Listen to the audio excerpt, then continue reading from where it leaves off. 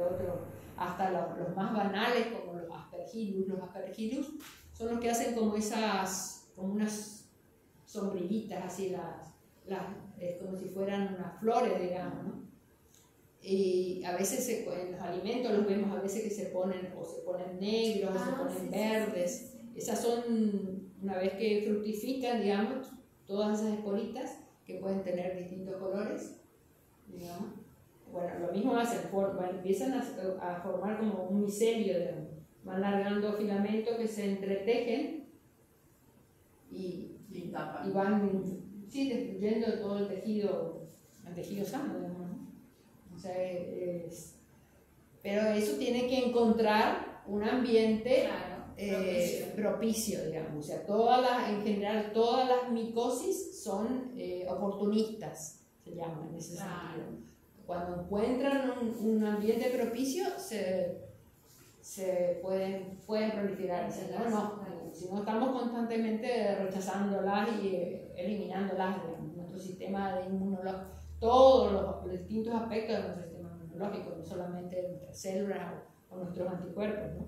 Pero y por eso justamente, Elina, el barbijo... Claro, el barbijo también tiene esa acción de protección, de limpiar un poco el aire que ingresa, no solamente del coronavirus, sino de todas las otras. Pero y si vas exhalando vas inhalando tu propio dióxido de carbono. Sí, pero no por el dióxido de carbono, pero igual, o sea, el mecanismo es a través del moco, o sea, de eliminación definitiva. O sea, vos en algún momento, si se te acumula mucho moco, tenés que, o aunque sea agua, aunque no sea, cuando tenga una consistencia tan densa, tan de moco, siempre tenés un poquito de mayor cantidad de agua, digamos. Igual creo que es cierto también lo que decía ahí, o sea, que si vos nunca lavas el barbijo y usas... Claro, por eso el barbijo no tiene que ser para siempre. Claro, si se acumula, tenés que renovarlo en ese sentido también, sí, claro. Obvio que ahí mismo en la propia red de la tela van quedando esas impurezas. Bueno, ahí la tráquea entonces está situada en la mitad inferior del cuello y en la zona alta del tórax. Ya está un poco en el cuello y un poco en el tórax. Es un tubo de alrededor de 10 centímetros de largo compuesto por un armazón de anillos cartilaginosos casi circulares, porque por detrás tienen una membrana flexible y deformable, digamos, que completa lo que vendría a ser el círculo, que es semirrígida, pero que se adapta a las deformaciones del esófago. Por ejemplo, al tragar. O sea, la tráquea es la que va hacia los pulmones. Y por detrás está el esófago, que es el que lleva el alimento y la bebida hacia el estómago, hacia el aparato digestivo. Entonces, la tráquea tiene que adaptar, aunque es semirrígida, justamente por eso tiene atrás esa parte que es semiflexible, para que poder adaptarse a las deformaciones al tragar y a los movimientos, por supuesto, de la cabeza, del cuello y a la respiración. Tiene aproximadamente unos 15 a 20 anillos cartilaginosos. Bueno, una vez que ya atravesamos la tráquea, ya vamos a los pulmones. Los pulmones están situados ya en el tórax, uno a cada lado de la línea media, dejando entre ambos un espacio que se llama el mediastino. Tienen una forma, cada uno de ellos, una forma piramidal, por lo tanto tienen un vértice superior y una base inferior y tres caras. Una cara costal, la que está directamente como apoyada sobre las costillas, una cara mediastínica, o sea, hacia el centro, y una cara diafragmática, que vendría a ser casi la base, ¿no es cierto? Existen diferencias en cuanto al tamaño y a la forma de ambos pulmones, ya que el izquierdo presenta una especie de muesca entrante donde se apoya o se aloja el vértice del corazón y se hallan divididos en lóbulos. El pulmón derecho tiene 3 lóbulos separados por 2 cisuras. Cisuras es ser partido, digamos, en 2. Y el pulmón izquierdo tiene 2 lóbulos separados por una cisura, porque son solo 2 lóbulos. Pues el pulmón izquierdo es un poco más pequeño porque tiene que dejar espacio para el corazón. Y en la cara mediastínica, o sea, hacia el centro, se halla lo que llamamos el irio del pulmón, que es el orificio por donde entran los bronquios y las arterias y las venas. Eso sería la estructura macroscópica, digamos, del pulmón. A su vez, cada pulmón está compuesto por un conjunto de pequeños sacos de tejido epitelial, los alvéolos o alvéolos pulmonares, en los cuales van desembocando los conductos alveolares muy finos. O sea, después de los bronquiolos vienen ya los conductos alveolares. Esos alvéolos son alrededor de 300 millones y sus paredes, si las desplegáramos, ocuparían 150 metros cuadrados. O sea, es una enorme superficie de contacto entre el aire y la sangre, digamos, para permitir el intercambio. Porque tienen muchas capas. No, porque están como, o sea, son todos como saquitos. Miles de saquitos, digamos, como globitos. Son como globitos que tienen una capa de tejido epitelial rodeado de los vasos capilares sanguíneos que traen la sangre. Entonces ahí, como es muy finita además esa capa, por difusión es sencillo el intercambio. También los capilares sanguíneos en ese lugar son finos, digamos, tienen una capa endotelial muy fina, entonces es casi como que estuvieran pegados, digamos, y el oxígeno y el anhídrido carbónico y algún otro gas, digamos, transcurre solamente por difusión y por diferencia de presión. O sea, no hay otro mecanismo rebuscado, digamos, solo por diferencia de presión. Algo parecido, perdón, me hizo acordar algo parecido que yo no puedo creer cuando lo escuché. Que dicen que si agarráramos todas nuestras arterias y todas nuestras venas y las desplegáramos también a lo largo, el diámetro daría 3 veces la vuelta a la Tierra. Sí. Es impresionante, ¿no? Es Cuando se pone impresionante. a analizarlo así. Sí. Por eso más que nunca, o sea, tenemos toda esa siempre continuidad, digamos de alguna manera, y equivalencia entre lo que es el microcosmo y el macrocosmo también, ¿no? O sea, no estamos completamente claro de que sea, nosotros pensamos en nuestra individualidad, en la pequeñez, pero sin embargo también dentro de nuestra pequeñez tenemos esos aspectos macro cósmicos. Para un átomo somos una galaxia. Claro, exactamente.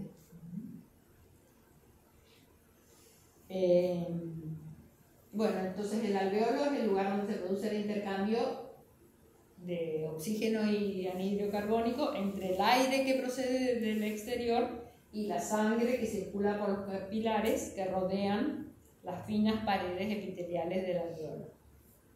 La pared de tejido epitelial y la red de vasos capilares en su conjunto forman lo que se llama membrana alveolo-capilar, a través de la cual se produce por difusión, eso es lo que les estaba diciendo, los intercambios gaseosos entre la sangre y el aire. Además del alvéolo en sí, o sea, el pulmón tiene una estructura, digamos, porque si solamente fuera un fino conjunto de pequeñísimos alvéolos, eso podría fácilmente colapsar. Entonces no, el pulmón tiene además una estructura formada por fibras colágenas y elásticas. O sea, por eso el pulmón tiene una condición elástica, digamos. Se puede estirar, resistir el estiramiento y volver a su longitud inicial después del estiramiento, gracias a esa estructura de fibras elásticas y fibras colágenas. Las elásticas son las que le proporcionan la flexibilidad y el colágeno le proporcionaría más bien la estabilidad, no dureza, pero sí la estabilidad. O sea, siempre hay, también en esto y también cuando hablemos de respiración, siempre hay ese juego entre estira, que es lo rígido, lo duro, y sukha, que es lo suave, lo flexible. También en todos los planos, digamos, de la estructura anatómica también se da ese mismo juego, digamos, ¿no? A su vez, entonces, toda esa estructura pulmonar está recubierta por unas membranas que se llaman pleuras, una para el pulmón derecho y otra para el pulmón izquierdo. Estas pleuras, a su vez, están formadas cada una por 2 hojas. Una pleura es como una bolsa, es como que hace así, se pliega sobre sí misma y deja libre únicamente la zona del ilio o del pedículo pulmonar, que es donde se pliega justamente, porque ahí está el conjunto que entran y salen del pulmón de bronquios, arterias, vasos, venas, etcétera, etcétera. La hoja pleural externa, o sea, la hacia afuera, se llama pleura parietal y se adhiere a la cara profunda de las costillas y a la cara superior del diafragma. Y la hoja profunda es la que es visceral, que toma la forma del pulmón al cual se adhiere. Entre esas 2 hojas existe una especie de vacío parcial, una presión negativa que se regula constantemente en función de la presión atmosférica y de la presión intrapulmonar. O sea, ese espacio que puede en algún momento ser casi virtual, digamos, pero no es del todo virtual, porque hay también un líquido que se llama líquido pleural, una pequeña cantidad de líquido que permite el desplazamiento entre una hoja y la otra, digamos, para que no haya fricción y que no queden pegadas. Por eso a veces hay una condición que se llama pleuresía. ¿Qué es la pleuresía? Es eso. Se inflama, se congestiona, aumenta la cantidad de líquido por inflamación que hay entre las hojas de la pleura y presiona el pulmón. O sea, cambia completamente el juego de presiones cuando se acumula líquido entre las 2 hojas de la pleura. Ya impide la libre expansión del pulmón porque es muy fina la regulación de la presión, entre la presión que hay en el pulmón y la presión externa y la presión propia del cuerpo, digamos. Y eso te impide, como digamos, la respiración. Y eso también te impide la respiración. Eso me pasó. ¿Te pasó?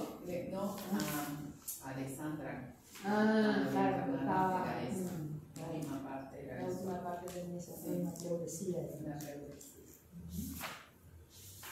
Bueno, después si quieren revisen, miren bien ahí para más que nada para tener una idea de lo que son las estructuras. A ver cómo estamos.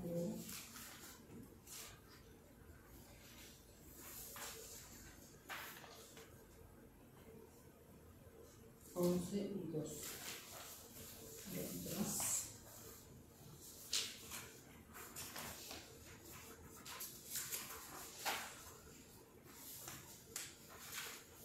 Vamos a empezar con anatomía y dinámica de la respiración y después definimos mejor, en todo caso, el diafragma.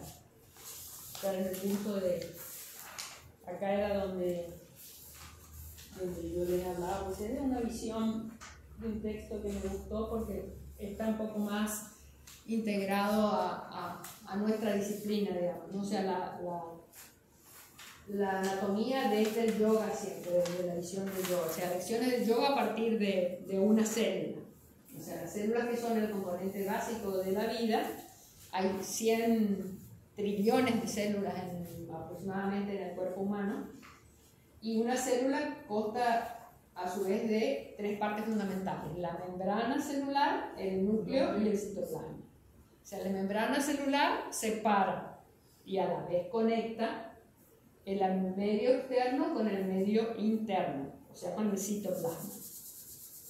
En el medio externo tiene que estar conectado porque ahí es donde se encuentran los nutrientes que la célula necesita para su metabolismo y a su vez para la excreción de las sustancias que metaboliza y además también para conseguir ese metabolismo es para producir energía y para renovar la estructura propia de cada célula, digamos. O sea, los nutrientes no solamente son energía, sino también que van a constituir la estructura. O sea, así como hablábamos del hueso, también en cada una de las células hay un permanente intercambio entre los átomos, si así quisieron, las moléculas que conforman la estructura de cada porción de ellas, digamos. O sea, no es una cosa fija, sino que permanentemente se están degradando y reformando, entonces hay un constante intercambio, digamos. Como consecuencia, entonces se producen productos de desecho que también son excretados a través de la misma membrana. O sea, cualquier impedimento que haya para ese flujo libre de circulación de la nutrición y la excreción va a producir que la célula termine muriendo, ya sea por inanición o por toxicidad. Por inanición, si no ingresan los nutrientes, y por toxicidad si se acumulan los desechos, digamos, ¿no? Entonces acá es donde podríamos hacer una equivalencia en los conceptos yógicos que se relacionan con esa actividad, digamos, que son prana y apana, que hoy ya hablábamos. Y también con la estructura de la membrana, que también tiene que tener esos dos aspectos que hablábamos del pulmón hoy, estira y suca. La membrana tiene que tener esas dos cualidades. Tiene que ser lo suficientemente flexible y permeable, pero tiene que ser lo suficientemente rígida y estable también. O sea, siempre tiene que haber un equilibrio en ambos sentidos, digamos. Entonces, bueno, ahí les habla otra vez del prefijo pra, que incluye la palabra prana, digamos, que significa antes, y an es respirar, o soplar, o vivir, inclusive. O sea, prana es lo que nutre al ser vivo, pero también con prana describimos la acción que lo capta, digamos. Bueno, después habla de prana con mayúscula, un término universal, bueno, eso no nos interesa.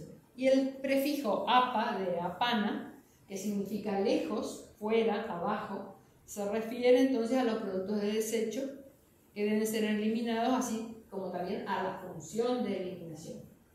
O sea, llamamos apana a los productos que se eliminan y a la función que los elimina, digamos.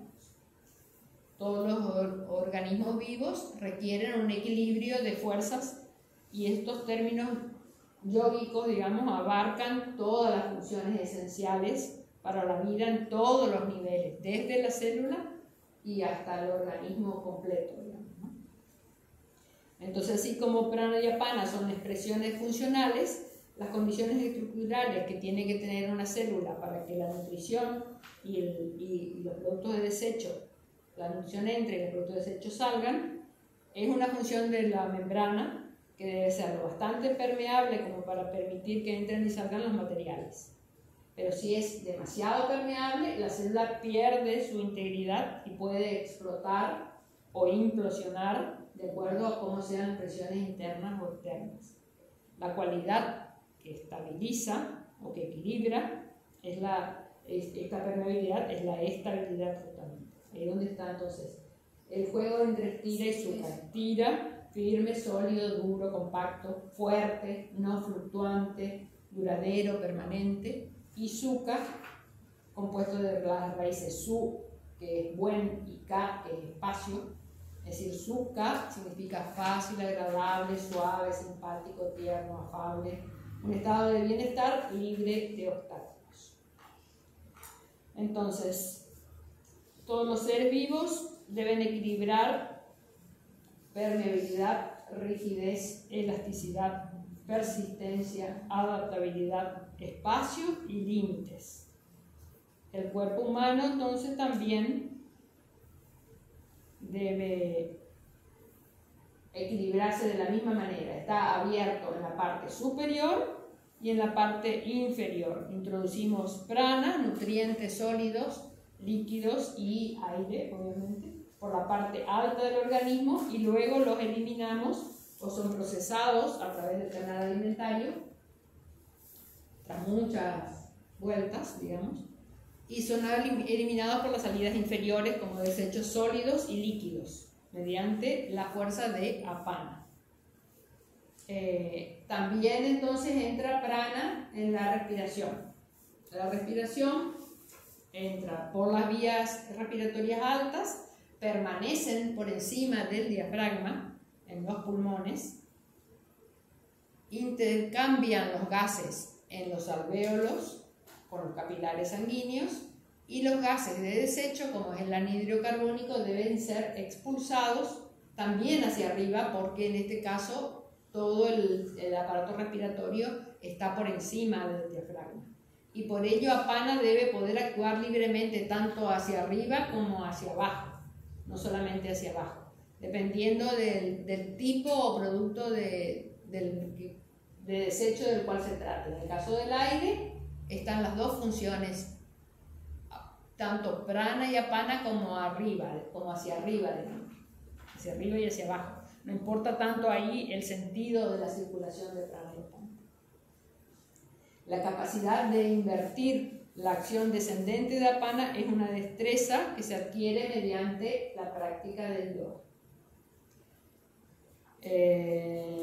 La mayoría de las personas están acostumbradas a empujar hacia abajo para deshacerse o para manejar el apana, y por eso cuando tratamos de exhalar completamente activamos los músculos respiratorios como si fuéramos a orinar o a defecar, porque tenemos incorporado esa acción. De que apana es empujar hacia abajo, digamos. Claro.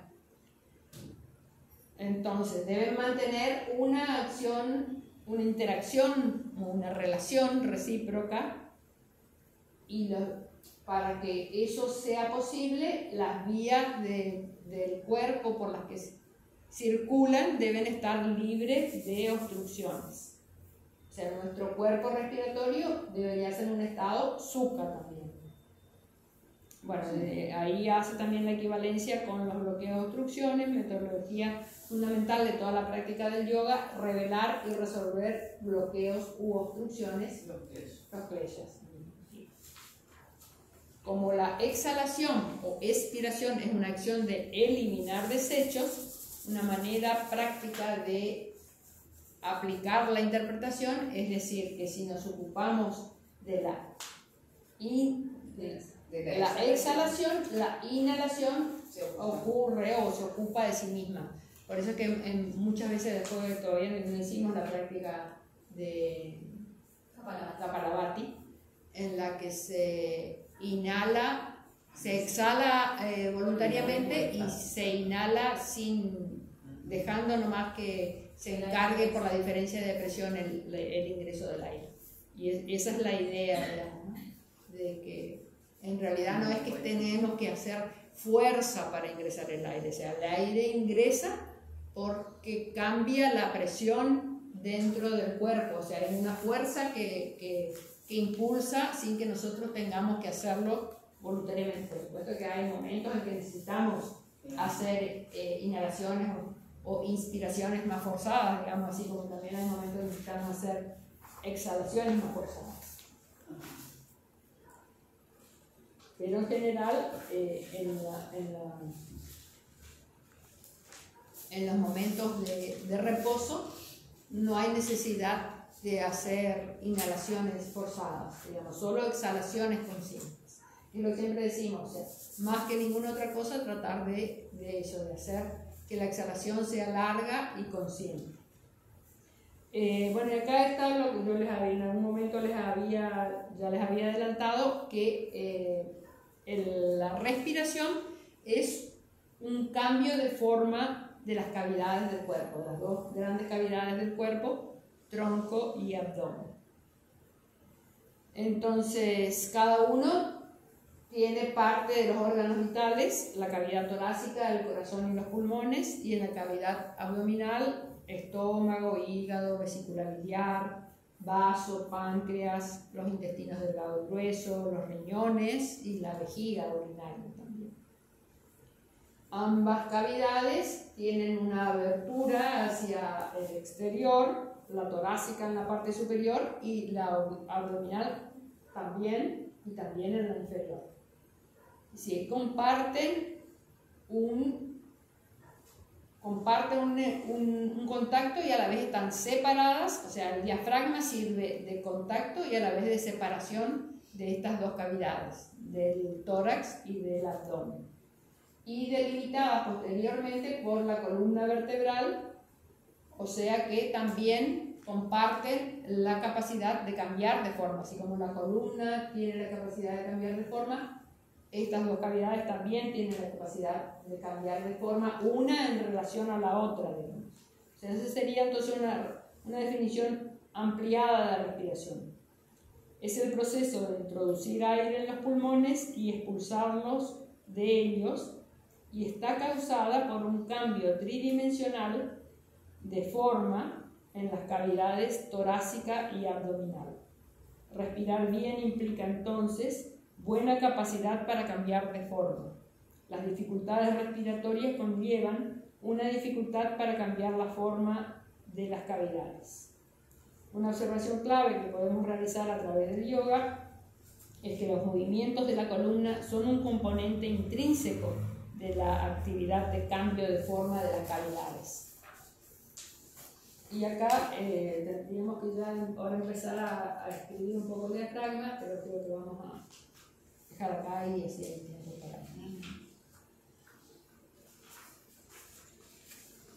para los nuevos posturas y para lo que tenía que decir. Sí. Después seguimos avanzando.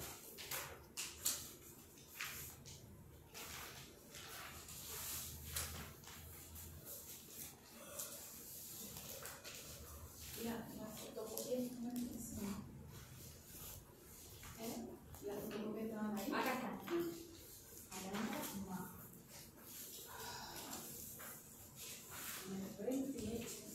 No, este te cambia toda la homeostasis del ambiente. Del ambiente y del cuerpo. Sí, porque a mí me causa frío en los pies y las manos. Y me da taquicardia. Increíble. Yo estoy muy purificada.